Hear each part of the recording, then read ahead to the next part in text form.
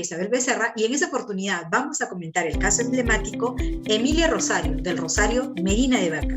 Expediente número 04082-2012, proceso de amparo, Tribunal Constitucional.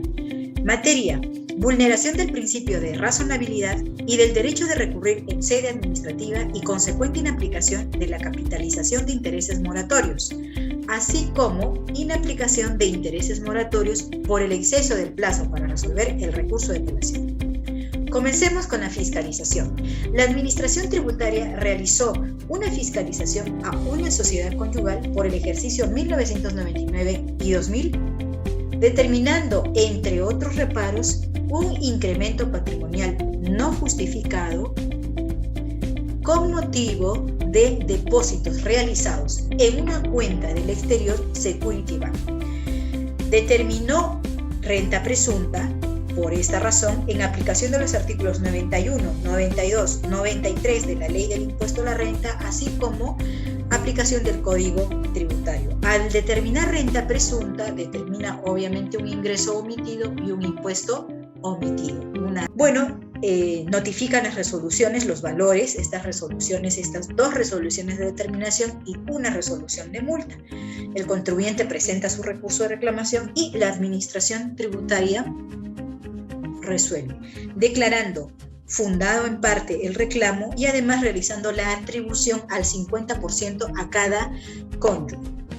¿Por qué? Porque la fiscalización se había realizado a la sociedad conyugal. Si bien se realizó a la sociedad conyugal, esta en ningún momento había presentado una declaración bajo esa condición. Por lo tanto, en la instancia de administrativa de reclamación se determina y se hace la división al 50% para cada uno de los cónyuges. Este caso versa sobre justamente la cónyuge. Vamos a ver. Entonces, el contribuyente, no contento con esta resolución de intendencia, presenta su recurso de apelación. Y aquí empiezan los problemas desde el punto de vista constitucional. Cuando presenta la apelación, el Tribunal Fiscal demoró más de 4 años en resolver la controversia, mediante resolución del Tribunal Fiscal número 12595-8-2011, notificada el 29 de septiembre del año 2011. Confirmó la resolución de intendencia, por cuanto la justificación de estos depósitos, el origen de estos depósitos, no eran sólidos. ¿De qué trataba estos depósitos? Trataba, para el contribuyente, correspondían a una venta de 2 inmuebles, una casa habitación y un departamento ubicados en Sao Paulo. Esa venta se había realizado en el año 97 y con motivo de esa venta, según el contribuyente, se habían realizado unos pagos en armadas. Esos pagos en armadas por el año 99 y 2000 justamente fueron detectados por la Administración Tributaria. ¿Y cómo justificó el contribuyente estos pagos en armadas? Justificó en función a una declaración jurada. Además, presentó una partida registral donde obra la propiedad de los inmuebles, pero no obraba la modalidad de pago ni demás condiciones sobre la venta. Entonces, nada de esto era contundente para el Tribunal Fiscal y correctamente confirmó la resolución de intendencia.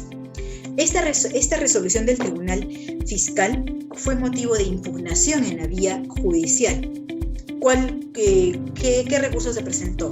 Se presentó una demanda contencioso-administrativa para que siga su ruta, digamos, vamos a llamarlo así para un poco comprendernos, para que siga su ruta a nivel judicial.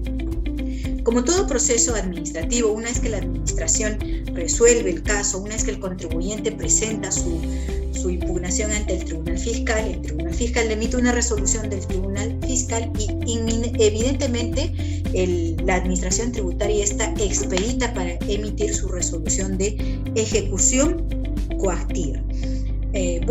Posteriormente entonces la Administración Tributaria justamente notificó esa resolución de ejecución coactiva y es aquí, en esta resolución coactiva, como ocurre en todas las resoluciones de ejecución coactiva, documento en el cual obra el importe de la deuda ya actualizada, la fecha en la que se requiere el pago al contribuyente, ¿no?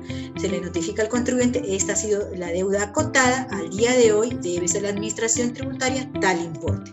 ¿Y cuál es ese importe? Son los intereses que se aplican conforme al ordenamiento legal, ¿no? De acuerdo a la norma legal vigente en esa oportunidad. Y en esa oportunidad, en la oportunidad en la que la administración tributaria toma esa decisión administrativa, estaba vigente la norma según la cual se aplicaba la capitalización de intereses.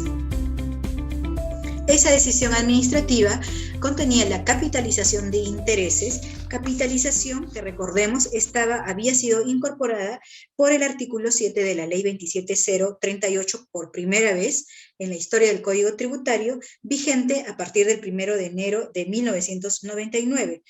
Y si bien fue derogada con el decreto legislativo 969, artículo 3, vigente el 25 de diciembre del año 2006, mediante la segunda disposición complementaria y final del decreto legislativo 981, se precisó que esta capitalización solo tendría vigencia hasta el año 2005.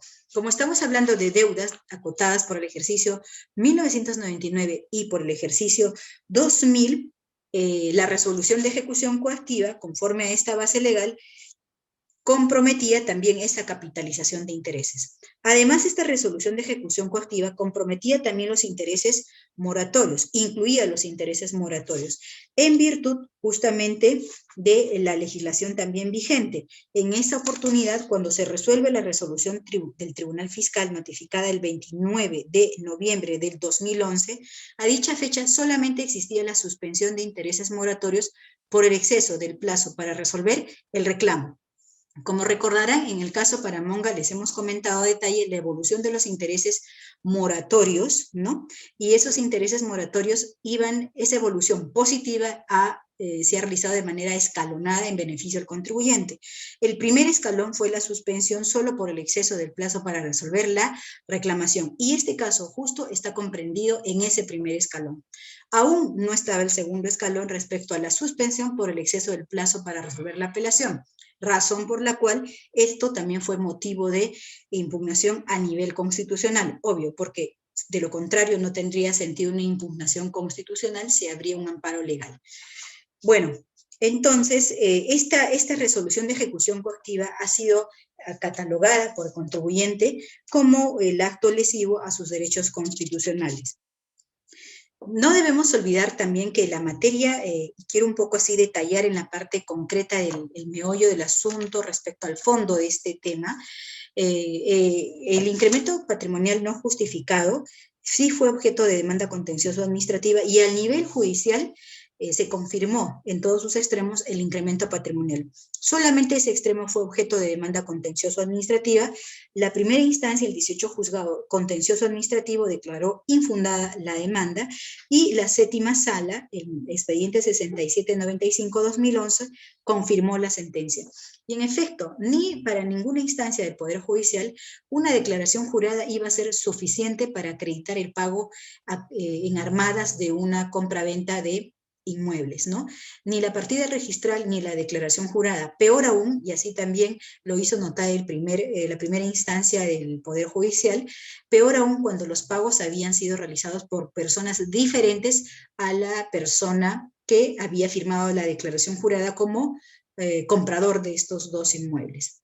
Entonces, ¿qué es lo que podemos determinar acá? Y es un caso también de relevante trascendencia en estos tiempos que van a venir, referido al incremento patrimonial no justificado. Estas pruebas eran insuficientes. Una declaración jurada es insuficiente para determinar la formalidad de una operación, de una transacción. Si estamos hablando de un contrato de compraventa, por lo menos debe existir un documento de compraventa de este inmueble que denota una seguridad en cuanto a la operación, una fehaciencia de la operación.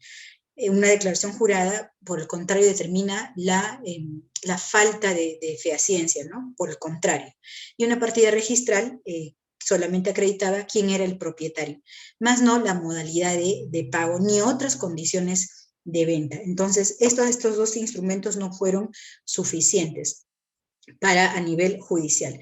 Entonces, sí, en efecto, en aplicación del artículo 91, 92, 93, sí se había determinado correctamente una renta presunta que generaba una renta neta omitida y por lo tanto un impuesto a la renta omitido, ¿no?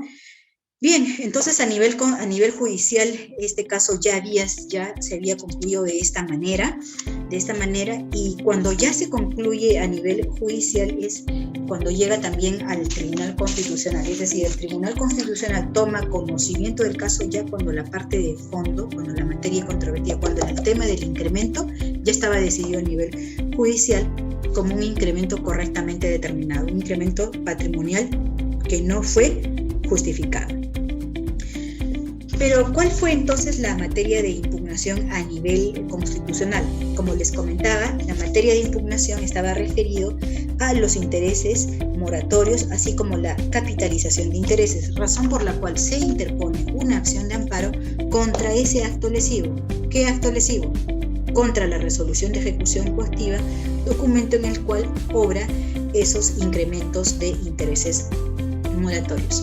Si bien inicialmente el contribuyente en su recurso de amparo, en su acción de amparo, invocó la vulneración al principio de no confiscatoriedad, al principio de razonabilidad y al principio de proporcionalidad, el Tribunal Constitucional, en virtud del Código Procesal Constitucional, conocía los hechos y aplicaba el mejor derecho al proceso. No acogió el argumento del principio de no confiscatoriedad, alegando que era un principio muy complicado para sostener en este caso. Y nosotros creemos que eso se debe a que en un proceso de amparo, medios probatorios, y el principio de confiscatoriedad, dada la jurisprudencia del Tribunal Constitucional, también alega esta probanza, ¿no? Entonces, no hay una manera de que también el Tribunal Constitucional actúe como un perito a fin de determinar si había una confiscatoriedad de la propiedad. Eso no desvirtúa que en casos donde haya notoriamente y evidentemente una vulneración de la propiedad, no invalida que en la impronta de la decisión obviamente sea considerada, ¿no? A nivel de comprensión del caso en estricto. Bueno, también quiero decirles que las causales de improcedencia no han tenido ninguna relevancia en los casos emblemáticos, así como en este, y no obstante que en este caso tanto la primera instancia como la segunda instancia declararon, para el caso de la acción de amparo, improcedente. La primera instancia, el octavo juzgado constitucional, mediante expediente 00260-2012, declaró la improcedente la acción de amparo, toda vez que alegaba que la pretensión no tenía rango constitucional. En el caso de la cuarta sala civil, expediente 00260-2012, confirmó esta sentencia alegando que no se había agotado la vía previa, ¿no? ¿Cuál era la vía previa? Impugnar la resolución de ejecución coactiva en sede administrativa, y esto es una contradicción, porque la resolución de ejecución coactiva es de cobranza inminente. Notifican la resolución de ejecutiva, dan un plazo de 7 días hábiles para pagar, de lo contrario se realizan las medidas cautelares. Entonces, sí es verdad que cuando los casos ya están en cobranza coactiva, la cobranza es un hecho material que se realiza. Entonces, el contribuyente presentó correctamente una acción de amparo contra esta acción. Lo que quiero comentarles es que en todos los casos, estas causales de improcedencia no han tenido la relevancia ante la vulneración abrumadora de los derechos constitucionales. ¿Y cuál fue la evaluación? Respecto a 2 puntos por parte del Tribunal Constitucional. 1, la regla de capitalización, y 2, los intereses moratorios por el exceso del plazo para resolver la apelación. Respecto a la regla de capitalización, me parece interesante la anotación de un fundamento civil. Recordemos que de acuerdo al Código Civil y de acuerdo a la materia del derecho civil, hay un principio fundamental que regula las relaciones entre los particulares, y es el principio de autonomía de la voluntad de las partes. Supletoriamente ingresan las normas civiles para poder regular aquellas situaciones en general que las partes no hayan regulado, y obviamente sirven como también algunos límites, ¿no? Algunos excesos de las regulaciones particulares. Y justamente en el caso de la regla de capitalización, en el caso de la regla de la capitalización, la autonomía de la voluntad está controlada. La regla de capitalización es una regla que se aplica de manera excepcional en las relaciones particulares y solamente se aplica conforme al artículo 1249 y 1250 siempre que haya habido un previo acuerdo y además siempre que haya un vencimiento superior al año. Entonces, esta situación en materia civil es una situación excepcional, razón por la cual ha sido merituado por el Tribunal Constitucional, toda vez que en materia tributaria se debe tocar aún con mayor reparo, con mayor prudencia esta regla de capitalización, peor aún si no existe consentimiento del contribuyente. Razón por la cual, y además alegando la naturaleza del interés moratorio, que tiene una naturaleza de sanción administrativa, al tener una naturaleza de sanción administrativa, se evalúa el componente bajo el enfoque del derecho penal administrativo. Y bajo este enfoque hay un principio fundamental para que una medida administrativa se justifique, ¿no? ¿Y cuál es la medida administrativa? La capitalización de intereses. ¿Y cuál es la finalidad? Lograr el cumplimiento de obligaciones tributarias. Sin embargo, esta relación es una relación desproporcionada.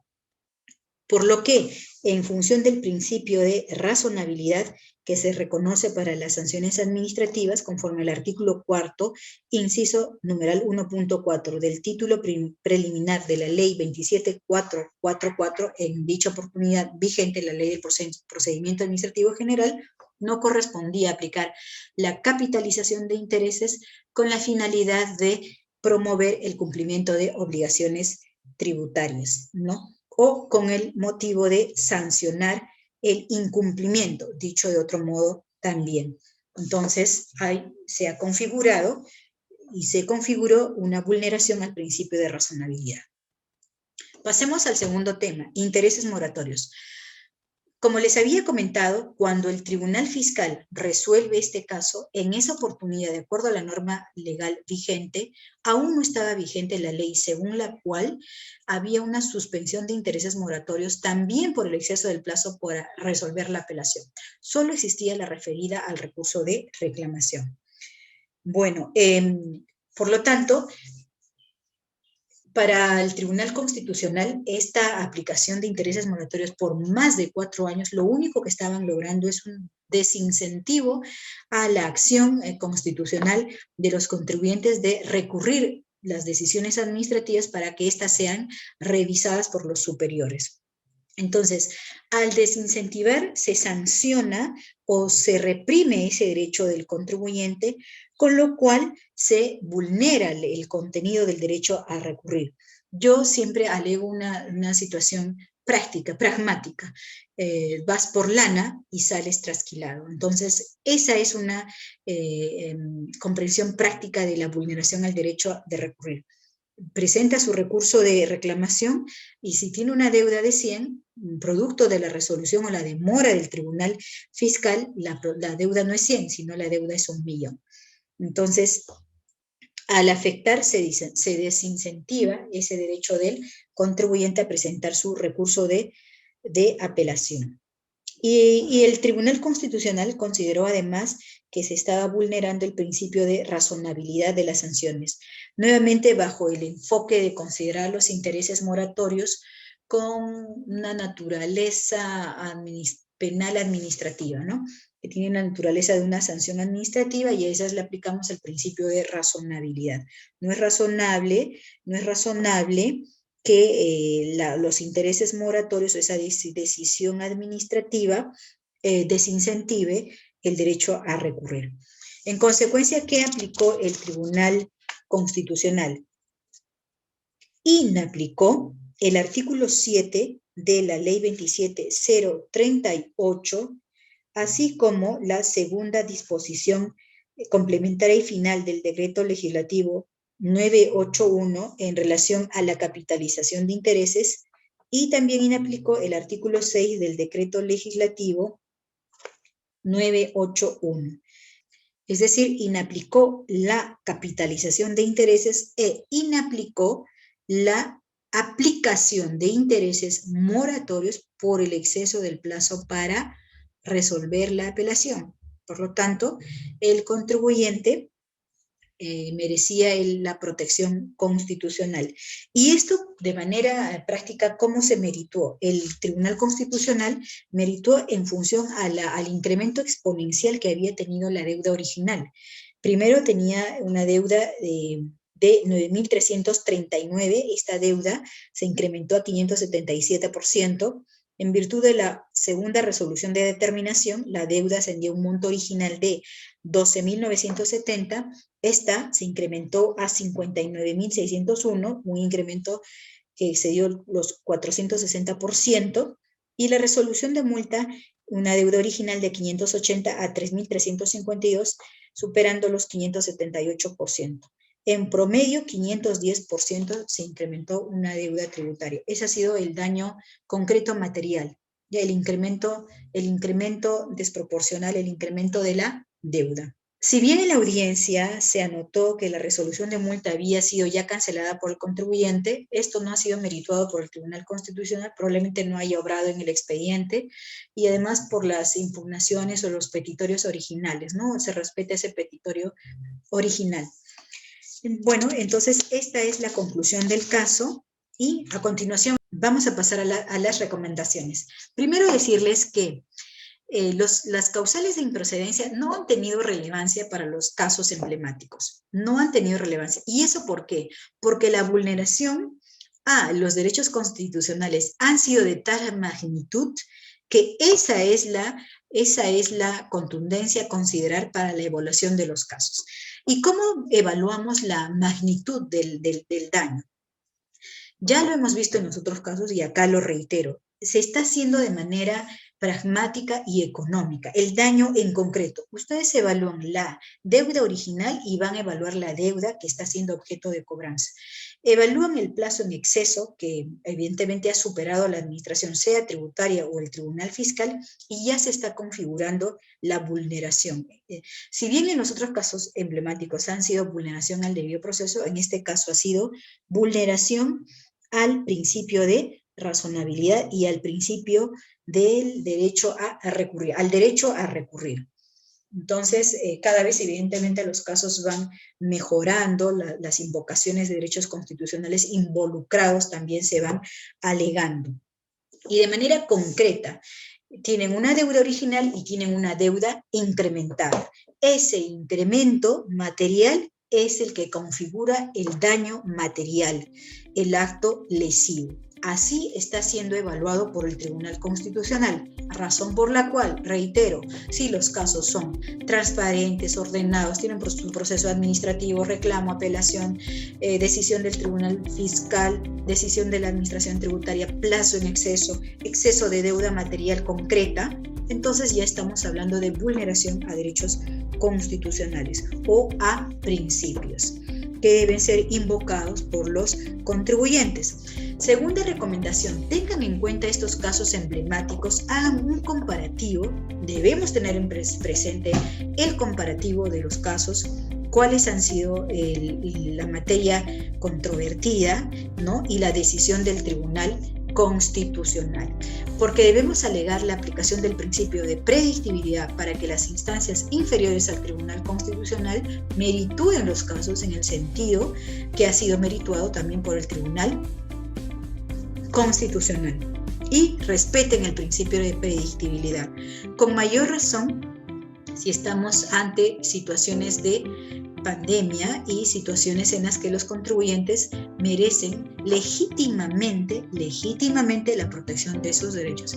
Las instancias inferiores al Tribunal Constitucional no tienen por qué temer en aplicar el derecho. Inclusive, me parece súper interesante que en este caso el Tribunal Constitucional no devuelve el expediente a instancias inferiores, porque eso significaría vulnerar aún más al contribuyente.